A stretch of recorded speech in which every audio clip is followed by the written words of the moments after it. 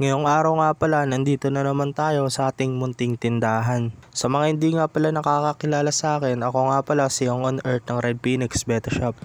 At ito nga yung BBS na pinapisa natin kahapon. Ngayon nga isinala ko na sila dito sa BBS net natin para ipakain.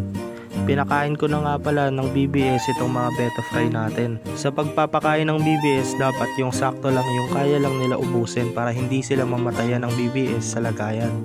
Sa pagbibreed ng beta, dapat bago kayo magbreed, meron na kayong nakahandang BBS oras na mapisa yung mga fry. At ngayon nga, nilagyan na natin sila ng BBS, nag-uumpisan na sila hunting. At lipat nga pala tayo dito sa mga grow out natin ng mga beta. Itong mga beta nga na to ay mas nauna ko nang i-breed o mas nauna natin silang napapisa kumpara doon sa una nating pinakain. Kaya kung mapapansin nyo, medyo malalaki tong mga beta fry na andito kasi mas nauna nga silang pinanganak.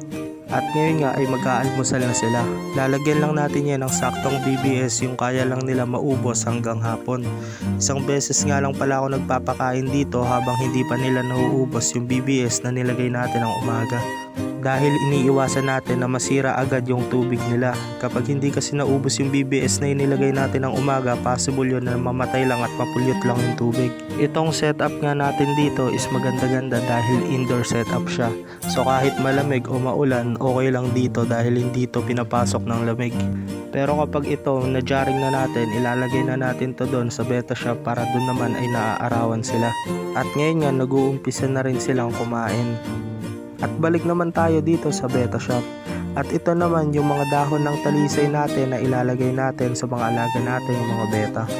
At dahil maglalagay tayo ng talisay, gantong proseso nga pala yung ginagawa ko. Ipapakita ko na rin sa inyo bago ko sila ilagay. Sa mga wala kang idea, ang kailangan yung talisay sa mga beta is yung mga nalaglag na o kaya yung mga dried talisay na. Dahil hindi yan kukulay kung kulay green pa. Maganda rin tong talisay nga pala para sa mga beta natin dahil pwede rin nila itong maging bitamina. Sa paglagay naman ng dahon ng talisay, pwede nyo yung hugasan at pwede rin hindi, depende sa trip nyo. Pero ako minsan hindi ko na talaga hinuhugasan, diretso lagay ko na sila sa mga beta tanks.